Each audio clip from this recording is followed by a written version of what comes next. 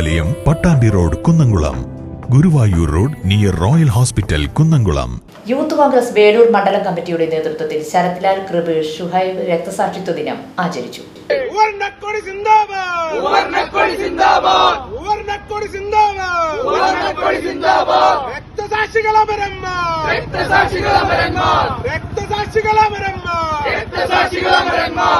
Youth Congress Velur മണ്ഡലം കമ്മിറ്റിയുടെ നേതൃത്വത്തിൽ ശരത്ലാൽ കൃപേഷ് ഷുഹൈബ് രക്തസാക്ഷിത്വ ദിനം ആചരിച്ചു. മഹിളാ കോൺഗ്രസ് സംസ്ഥാന സെക്രട്ടറി സ്വപ്ന രാമചന്ദ്രൻ ഉദ്ഘാടനം ചെയ്തു.